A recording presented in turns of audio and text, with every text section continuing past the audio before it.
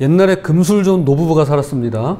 할아버지의 이름은 잭, 할머니의 이름은 메리입니다. 그날이 12월 25일이었는데 오늘이었어요. 메리 할머니가 너무 심심하다면서 숨바꼭질을 하자는 것입니다. 잭 할아버지는 그럽시다 하고는 먼저 술래를 하겠다고 했죠.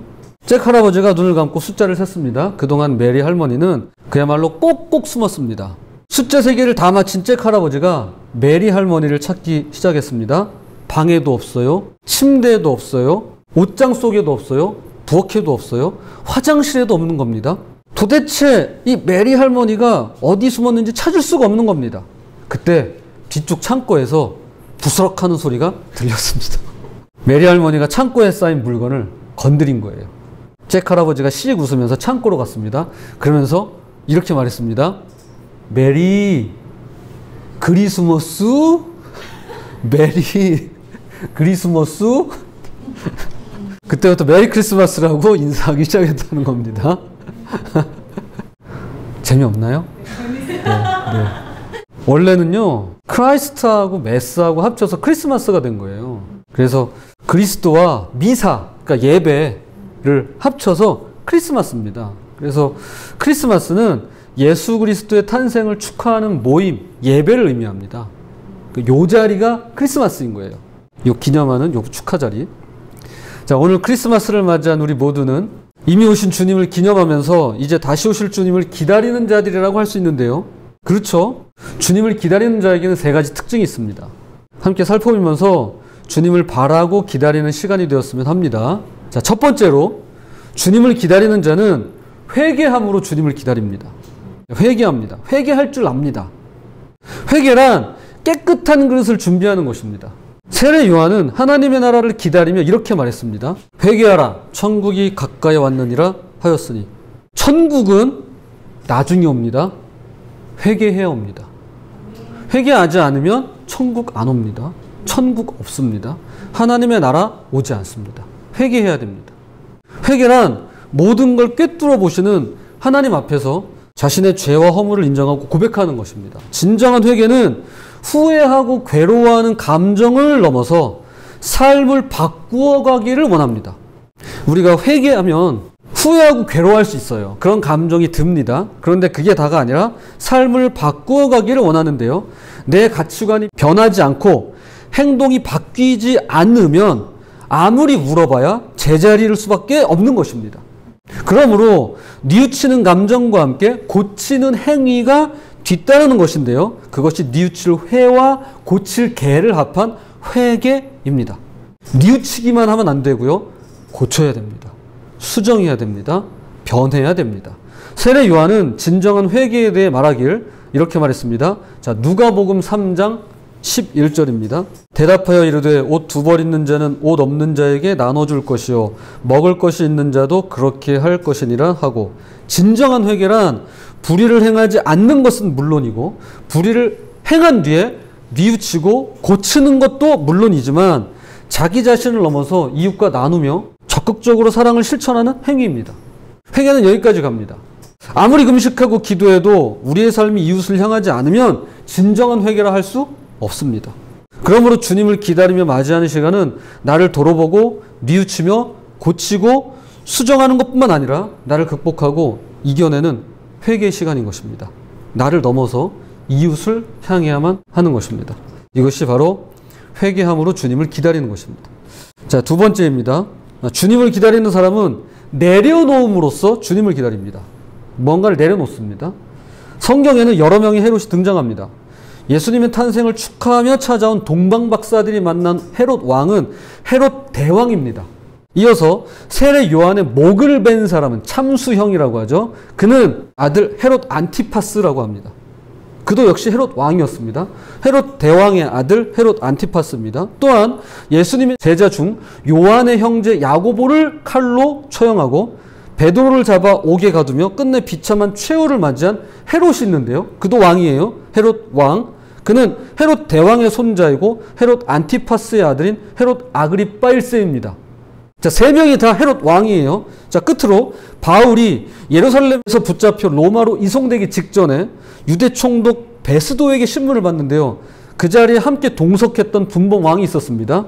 그가 헤롯 왕인데요. 그의 이름이 헤롯 아그리파 1세의 아들인 헤롯 아그리파 2세입니다. 그러니까 헤롯 대왕, 헤롯 안티파스, 헤롯 아그리파 1세, 헤롯 아그리파 2세 이 4명은 4대를 이어온 모두 헤롯 가문의 분봉왕입니다. 헤롯 대왕은 아기 예수의 탄생을 축하하며 찾아온 동방박사들을 만났습니다. 그리고 그들에게 별이 나타난 때를 조용히 물으며 자신도 경배할 테니 찾거든 알려달라고 이야기합니다. 더욱이 대제사장들과 율법교사들을 다 모아서 그리스도가 어디에서 태어날지를 물어보며 큰 관심을 보이기까지 합니다. 그러나 이 헤롯 대왕의 이러한 노력과 수고는 왕으로 오시는 예수님을 경배하기 위함이 아니었습니다. 그는 만왕의 왕 예수를 적대자로 보았습니다. 자신의 라이벌이었어요. 자신의 왕권을 지키기 위해서 예수님을 죽이려고 했던 것입니다. 그 결과 2살 이하의 사내 아이를 모두 죽이는 잔악무도한 범죄를 저지르고 맙니다. 이에 헤롯이 박사들에게 속은 줄을 알고 심히 노하여 사람을 보내어 베들레헴과 그 지경 안에 있는 사내 아이를 박사들에게 자세히 알아본 그때를 표준하여 2살부터 그 아래로 다 죽이니, 메시아의 탄생 소식을 직접 전해 들었던 헤롯 대왕은 예수님과 동시대에 살면서 하늘 보좌를 마다 않고 이 땅에 오신 아기 예수를 만날 수 있는 일생일대 기회를 놓쳤습니다. 날려버렸습니다. 그는 자신을 위협하는 위기로 보았던 것이었습니다. 또한 그의 후손들 역시 대대로 예수 그리스도와 동시대를 살아가면서 그리고 그분의 제자들을 통하여 숱하게 이야기를 전해 들었음에도 불구하고 결국 자신의 삶 속에서 예수 그리스도를 받아들이지 않았던 것입니다. 어떻게 했나요? 예수 그리스도를 죽이고자 했습니다. 실제로 죽였죠. 여기서 우리가 알게 되는 한 가지 진리가 있습니다. 예수님을 바라고 기다리는 자는 누구나 자신의 왕좌를 내려놓아야만 한다는 것입니다. 권력자들만 왕좌를 내려놓을 게 아닙니다. 저와 여러분 역시 내 왕좌를 내려놓아야만 하는데요. 만왕의 왕을 영접하는 크리스마스는 그분의 통치를 환영하며 기꺼이 왕으로 맞이하는 시간입니다.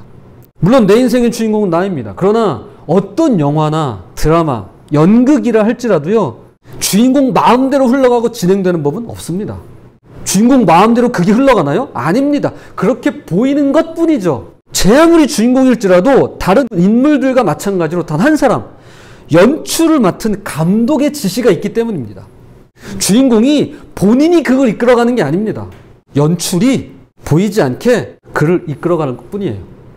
우리 눈에는 보이지 않지만 가장 중요한 자리에서 모든 인물들을 지켜가며 상황을 조율하고 조정해가며 이끌어가는 건 바로 감독입니다.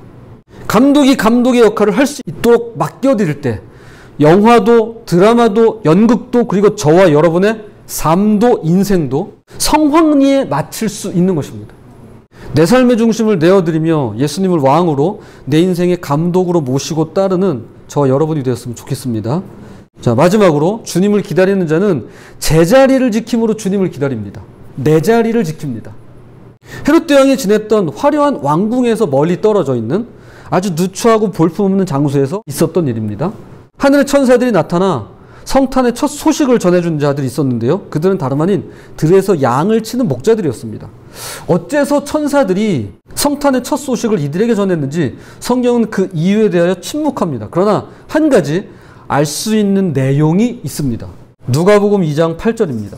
그 지역의 목자들이 밤에 밖에서 자기 양떼를 지키더니, 성경이 증언하는 바에 따르면 이 목자들은 자기에게 주어진 책무에 성실한 자들이었습니다. 목자가 양을 치지 뭘 합니까? 당시 목동은 3대 업종 중 하나였습니다. 이들은 몇 주 또는 몇 달간 밖에서 노숙하며 제대로 씻지도 못한 채 양들과 함께 지내는 것이 일상이었습니다. 지금 천사들이 찾아간 목자들은 자기 자리를 꿋꿋이 지키며 해야 할 바를 묵묵히 수행하고 있었습니다. 소중한 것을 기다리는 사람들의 특징이 그러합니다. 언제나 자신의 자리를 굳건히 지키며 자신의 정체성과 사명을 잃지 않습니다. 반대로 기다림을 못 견디는 자들은 쉽게 그 자리를 이탈하고 여기 기웃 저기 기웃거리며 우왕좌왕할 뿐입니다. 실제로 우리에게 가장 문제가 되는 어떤 사건들과 사고들은 자기 자리를 지키지 않을 때 일어나는 일들입니다. 구약의 요셉은 하나님의 임재가 느껴지지 않는 고통의 시간에 하나님을 기다리며 꿋꿋이 믿음의 자리를 지켰습니다. 아시다시피 그가 지켰던 믿음의 자리란 가정이나 교회 또는 학업이나 직장이 아니었습니다. 다름 아닌 노예의 자리였고 더 나아가 죄수의 자리였습니다. 그러나 마지막 순간까지 자신이 있는 그 자리를 그는 믿음으로 지켜냈던 것이었습니다. 모세는 한때 미디안 광야로 도망쳐 숨어 지내야만 했더랬습니다. 왜냐하면 그가 살인을 했거든요. 그는 죄값을 치러야만 했습니다. 그런데 그 황량하고도 메마른 광야의 자리에서 그는 꿋꿋이 그리고 열심히 살아갑니다. 그리고 40년이 지난 어느 날 하나님께서 그런 그에게 찾아오십니다. 그가 그 자리를 지켰기 때문에 주님을 만날 수 있었던 것입니다. 다윗은 사울 왕에게 복수할 수 있는 결정적인 순간이 여러 차례 있었습니다. 그럼에도 불구하고 그는 하나님의 자녀로서 그리고 사울 왕의 부하로서 자신의 자리를 꿋꿋이 지키며 그분의 때를 기다리고 인내했습니다. 그랬을 때 그는 마침내 왕의 자리에 오르죠. 예수님께서 말씀하신 착하고 충성된 종과 슬기로운 5처녀는 모두 자신의 자리를 묵묵히 지켜낸 이들의 이야기입니다. 다시 오실 주님, 재림하셔서 심판하실 주님을 기쁘게 맞이할 수 있는 사람 역시 자기 자리를 잘 지켜냈던 사람인 것입니다. 마태복음 25장 10절입니다. 그들이 살아가는 사이에 신랑이 오므로 준비하였던 자들은 함께 혼인잔치에 들어가고 문은 닫힌지라. 자기 자리를 지킬 때 주님을 만날 수 있고요. 말씀처럼 혼인잔치에 들어갈 수 있는 것입니다. 하나님은 기쁜 소식을 알리며 세상에 전혀 특별할 것 없는 천하디 천한 목자들에게 찾아와 자신의 자리를 끝까지 지켜내며 진득하게 기다려준 이 사람들을 통해 왕의 탄생을 준비하신 것입니다.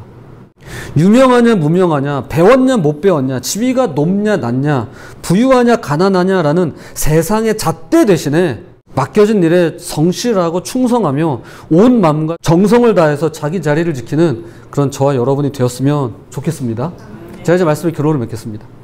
오늘 본문에서 예레미야는 여호와 하나님의 구원을 바라고 잠잠히 기다립니다. 그리고 이것이야말로 가치 있고 좋은 일이라고 말합니다. 그런데 놀랍게도 이 말씀을 하고 있는 지금 예레미야는 감옥에 갇혀 있습니다. 이스라엘이 바벨론에 멸망하고 왕과 백성들이 바벨론의 포로로 끌려가게 될 것이라고 예언했기 때문인데요. 그는 하나님께서 마치 이 나라를 떠나신 것 같고 이스라엘에 아무런 희망이 없다고 느끼며 깊은 절망 가운데 고통스러워했습니다. 스스로 이르기를 나의 힘과 여호와께 대한 내 소망이 끊어졌다 하였도다. 그런데 놀랍게도 지금 내 소망이 끊어졌다 라고 말하면서도 예레미야는 하나님을 기다립니다. 사실요, 예레미야의 심정이 저의 마음입니다. 제가 그분의 마음을 똑같이 이해할 수 있겠습니까마는 그런 심정으로 오늘 말씀을 읽힙니다. 도저히 방법이 없고 불가능하고 못할 것 같고 나아질 것 같지 않은데 그런 상황에서조차 예레미야는 하나님만을 바라보고 기다립니다. 그는 괜찮아질 거야가 아니었습니다. 그래 누군가는 일을 하겠지가 아니었습니다. 예전에도 그랬던 것처럼 이제도 나아질 거야 그러지 않았습니다. 하나님만 바라고 기다립니다. 그것이 그에게 소망이 됩니다. 왜일까요? 왜 소망이 끊어졌다고 하면서도 소망을 가지는 걸까요? 왜 이랬다 저랬다 하는 걸까요? 그것은 아무런 소망이 없을 때조차 우리에게 남은 유일한 소망이 되시는 하나님이 계시기 때문입니다. 세상에선 하나님이 계시지 않을 수 있어요. 인정하지 않을 수 있어요. 영접하지 않을 수 있어요. 하지만 우리에게는 유일한 소망이 되시는 하나님이 계시기 때문에 그러합니다. 세상 무너져도 하나님이 계시기 때문에 소망이 있는 것입니다. 그런 맥락에서 우리에게는 괜찮습니다. 우리는 괜찮아질 겁니다. 혹시나 하나님께서 우리 앞길을 막으신다 할지라도 우리를 위한 선한 길, 열린 길을 내실 분이란 오직 하나님 한 분뿐이시기 때문입니다. 내 심령에 이르기를 여호와는 나의 기업이시니 그러므로 내가 그를 바라리라 하도다. 기다리는 자들에게나 구하는 영혼들에게 여호와는 선하시도다. 그러므로 내 소망이 끊어졌을 때라도 언제나 소망이 있는 것은 선하신 하나님이 언제나 함께 하시기 때문인데요. 때론 우리에게 회개가 안 될 때가 있습니다. 우리는요, 회개가 안 될 때가 있어요. 알면서 안 될 때도 있지만 모르기 때문에 안 될 때도 있어요. 근데 그때 회개하게 하시는 분이 있다면 바로 하나님 한 분뿐이십니다. 때론 우리가 내려놓지 못할 때도 있습니다. 내 것이라고, 내 시간이라고, 이거 내 마음이라고, 내 경험이라고, 내 인생이라고, 내 신념이라고, 내 가치라고, 내 철학이라고 주장하는 것이죠.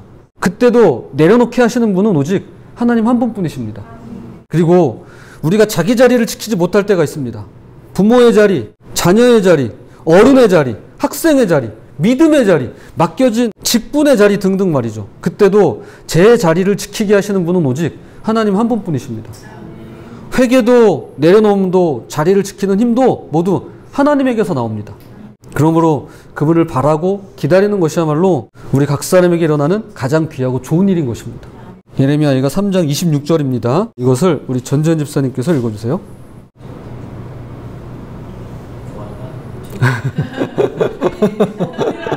맞아요, 맞아. 네, 맞아요. 네, 아니, 잘 읽어주셨어요. 네, 한 번 더. 네.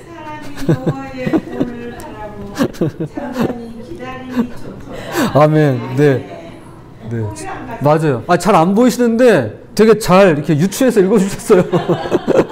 기다림이 좋았다. 아, 너무 좋아요. 맞아요. 자, 사람이 여호와의 구원을 바라고 잠잠히 기다림이 좋도다. 아멘. 아, 저는 이게 우리 예배에 이게 매력인 것 같아요. 아, 가족 같은 분위기. 네, 아, 너무 고맙습니다. 네. 좋도다가 성경에 있는 말씀이에요. 아니, 근데 아까 메리 크리스마스 그때는 하나도 안 웃으시더니.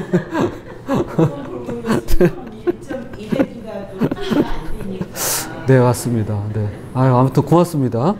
자, 여기 여호와의 구원을 바라고 잠잠히 기다린 끝에 2000년 전 오늘 마침내 예수 그리스도께서 이 땅에 오셨습니다. 네, 그것이 오늘 성탄입니다. 이 이야기를 하려고 이 시간까지 함께 말씀을 나눈 거예요. 그분은 우리에게 가장 좋은 것을 주시기 위해 스스로 사람의 몸을 입고 가장 낮고 천한 자리로 오셨습니다.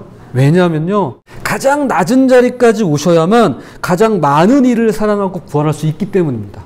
만약에요, 아기 예수께서 백악관이나 용산 대통령실로 왔다면 그곳에 갈 수 있는 사람만이 사랑받고 구원받았을 것입니다. 안 그래요? 지금도 아무나 못 들어갑니다. 지금도 바리케이드 쳐져 있어요.